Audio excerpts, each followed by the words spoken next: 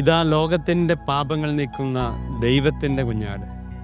യേശുവിൽ പ്രിയരെ, സ്നാപക യോഹന്നാൻ ക്രിസ്തുവിന് വഴിയൊരുക്കുന്ന മനോഹരമായ സുവിശേഷ ഭാഗം. വിശുദ്ധ യോഹന്നാൻ സുവിശേഷം 1-ാം അധ്യായം 29 മുതൽ 34 വരെയുള്ള തിരുവചന ഭാഗങ്ങളാണ്. നമ്മളെല്ലാം ഇപ്പോൾ റൂട്ട് മാപ്പ് ഉപയോഗിക്കാത്തവർ വളരെ ചുരുക്കമായിരിക്കും. യാത്ര ചെയ്യുമ്പോൾ വഴി അറിയില്ലെങ്കിൽ നമ്മൾ വഴി അറിയാൻ വേണ്ടി ഏറ്റവും എളുപ്പത്തിലുള്ള ഉപാധി റൂട്ട് മാപ്പ്, ഗൂഗിൾ മാപ്പ് ഉപയോഗിക്കുക എന്നുള്ളതാണ്. പക്ഷേ ചിലപ്പോഴെങ്കിലുമൊക്കെ ഈ വഴി നമ്മളെ ഒരു അബദ്ധത്തിൽ കൊണ്ടെത്തിക്കാറുണ്ട്. എന്തെങ്കിലുമൊക്കെ പുഴയുടെ തീരത്തോ വഴി തീരുന്നിടത്തൊക്കെ കൊണ്ടെത്തിക്കാറുണ്ട്. അത് നമ്മളെ ഭീതിപ്പെടുത്തുന്ന ഒരു രംഗമാണ്. അങ്ങനെ ഈ റൂട്ട് മാപ്പുകൾ കൃത്യമായി ലക്ഷ്യസ്ഥാനത്തെത്തിക്കും എന്ന പ്രതീക്ഷയിലാണ് നമ്മളൊക്കെ ഇത് വെച്ച് മുമ്പോട്ട് യാത്ര ചെയ്യുക.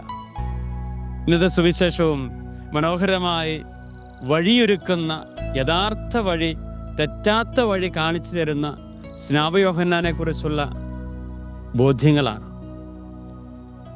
സ്നാപക യോഹന്നാനോട് ചോദ്യം ചോദിക്കുകയാണ്, യോഹന്നാനെ, നീ ആരാണ്? നമ്മളൊക്കെ പറയുന്നത് എന്താണ്? നമ്മളൊരു ചോദ്യം ചോദിച്ചാൽ നീ ആരാണ് എന്ന് പറയും, ഞാൻ പുരോഹിതനാണ്, ഇന്ന സ്ഥലത്തെ വൈദികനാണ്, അല്ലെങ്കിൽ മെത്രാനാണ്, രാഷ്ട്രീയ നേതാവാണ് എന്നൊക്കെ പറയാം. എന്നാൽ ഈ യോഹന്നാൻ്റെ പ്രത്യേകത എന്തായിരുന്നു? അവൻ പറയാണ്, അവൻ ആരാണെന്നല്ല അവൻ പറഞ്ഞത്, മറിച്ച് എൻ്റെ ഈശോ എനിക്ക് ആരാണെന്നാണ് അവൻ ലോകത്തിന് വെളിപ്പെടുത്തി കൊടുത്തത്. എന്തൊരു മനോഹരമായൊരു ഉത്തരമാണ്. നമ്മളൊക്കെ നമ്മുടെ പ്രൗഢിയും സ്ഥാനമാനങ്ങളും നമ്മുടെ മോഹങ്ങളുമൊക്കെ അവതരിപ്പിക്കുമ്പോൾ ഈ സ്നാപക യോഹന്നാൻ പറയുകയാണ്, ഞാൻ ആരാണെന്നുള്ളതല്ല ഇവിടെ വിഷയം, എനിക്ക് എൻ്റെ ഈശോ ആരാണ്, ഈശോയ്ക്ക് വഴിയൊരുക്കാൻ വേണ്ടി വന്നവനാണ് ഞാൻ. എത്രയോ മനോഹരമായ ഉത്തരമാണ്. ഈശോയ്ക്ക് വഴിയൊരുക്കാൻ വേണ്ടി വന്നവനാണ് ഞാൻ. പ്രിയപ്പെട്ടവരെ, നമ്മളൊക്കെ വിശുദ്ധ മാമോദീസയിലൂടെ ആ വിശുദ്ധ തൈലം കൊണ്ട് നെറ്റിയിൽ കുരിശ് വരച്ച് വിശുദ്ധ ജലം കൊണ്ട് വീണ്ടെടുത്ത ക്രിസ്തു മക്കളാണ്. അങ്ങനെയെങ്കിൽ നമുക്കും ലോകത്തിന് കൊടുക്കാനുള്ള ഉത്തരവ് ഇതാണ്, നീ ആരാണെന്നുള്ള ചോദ്യത്തിന് ഞാൻ ക്രിസ്തുവിൻ്റെ മകനും മകളുമാണ്, അവനെ ലോകത്തിന് കാണിച്ചു കൊടുക്കാൻ വേണ്ടി ജീവിക്കുന്നവരാണ്. ആ ഒരു ബോധ്യമല്ല നമ്മുടെ ഈ കാലഘട്ടത്തിലുള്ളത്, അല്ലേ?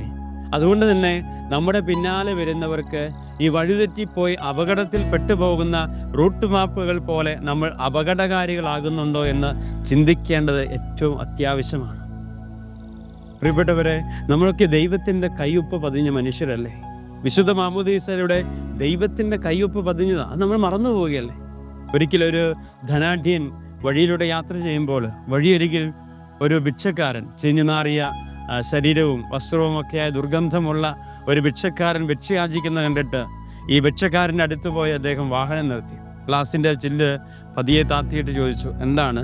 അദ്ദേഹം ഒരു നേരത്തെ ആഹാരത്തിന് വേണ്ടി കൈകൾ നീട്ടി.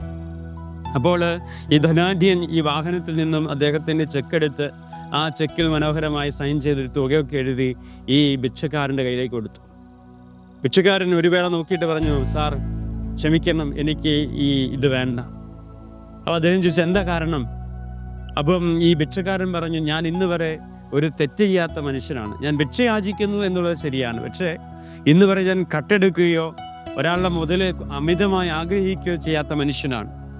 അതുകൊണ്ട് ഈ ചെക്കുമായിട്ട് ഞാനൊരു ബാങ്കിൽ ചെന്ന് കഴിയുമ്പോൾ അവരെന്നെ കള്ള എന്ന് വിളിക്കും, ഇതെവിടുന്ന് കിട്ടിയെന്ന് അന്വേഷിക്കും. അങ്ങനെ ഇന്ന് വരെ നല്ല രീതിയിൽ ജീവിച്ചിരുന്ന, ഭിക്ഷയാചിക്കുക എന്ന തൊഴിലാണ്, പക്ഷേ കള്ളത്തരോ തെറ്റോ ചെയ്യാതെ ജീവിച്ചിരുന്ന എന്നെ അവർ കള്ള എന്ന് വിളിക്കും, അതുകൊണ്ട് ഇതെനിക്ക് വേണ്ട.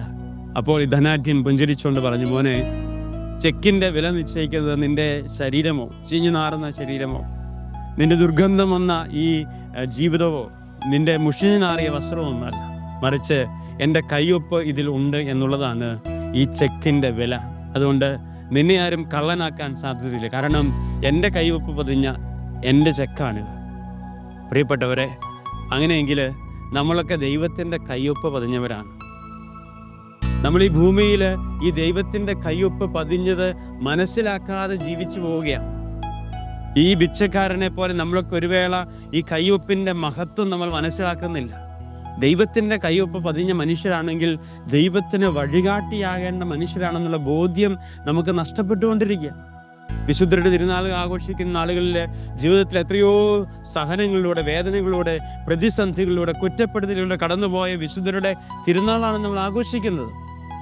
അവർക്ക് നമ്മളോട് പറഞ്ഞു തരാനുള്ളത് ദൈവത്തിൻ്റെ കയ്യൊപ്പിനെ അവർ യഥാരീതിയിൽ ജീവിതത്തിൽ കാണിച്ചു കൊടുത്തു എന്നുള്ളതാണ്. യഥാർത്ഥ വഴികാട്ടി, സ്വർഗത്തിലേക്കുള്ള വഴി നമുക്ക് പിൻപേ വെട്ടിയൊരുക്കപ്പെട്ടു എന്നുള്ളതാണ് അവരുടെ ജീവിതത്തിൻ്റെ മഹത്വം.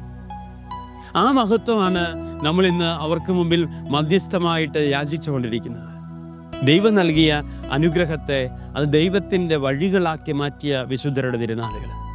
അങ്ങനെയെങ്കിൽ നമുക്കും വിശുദ്ധരാകാനുള്ള വലിയ വെല്ലുവിളിയുണ്ട്.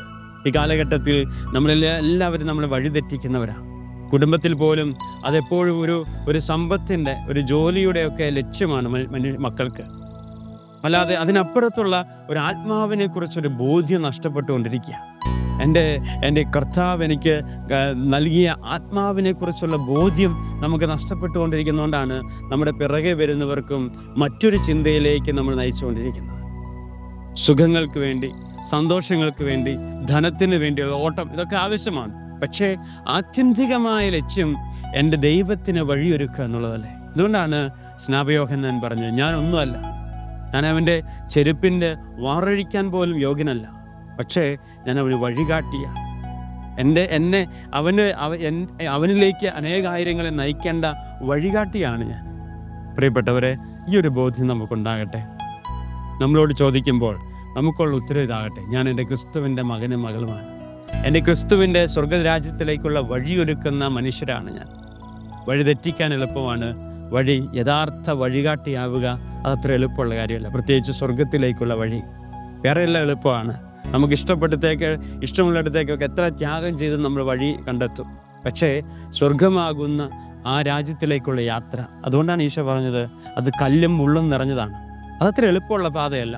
പക്ഷേ ആ പാത തെരഞ്ഞെടുത്ത് ആ കല്ലും മുള്ളിനെയും അതിജീവിച്ചുകൊണ്ട് മറികടന്നാൽ നീ എത്തി നിൽക്കുന്നത് അതിമനോഹരമായ ഒരിടത്തായിരിക്കും, നിന്റെ ദൈവത്തിൻ്റെ സന്നിധിയിൽ. പ്രിയപ്പെട്ടവരെ, ഈ വഴികാട്ടിയായി തീരുവാൻ ദൈവം നമ്മളെ അനുഗ്രഹിക്കട്ടെ. വിശുദ്ധരെ പോലെ ഏത് പ്രതിസന്ധികളിൽ വന്നാലും ഈ ദൈവത്തിൻ്റെ കയ്യൊപ്പ് എന്നിൽ മാഞ്ഞു പോകാതിരിക്കട്ടെ. സ്വർഗം നൽകിയ വിശുദ്ധ മാമോദീസയിലൂടെ എനിക്ക് നിങ്ങൾക്ക് നൽകിയ സ്വർഗത്തിൻ്റെ അടയാളം മരണം വരെ ഹൃദയത്തിൽ സൂക്ഷിക്കുന്നവരാകട്ടെ. ദൈവം നമ്മളെ സമൃദ്ധമായി അനുഗ്രഹിക്കട്ടെ. ആമേൻ.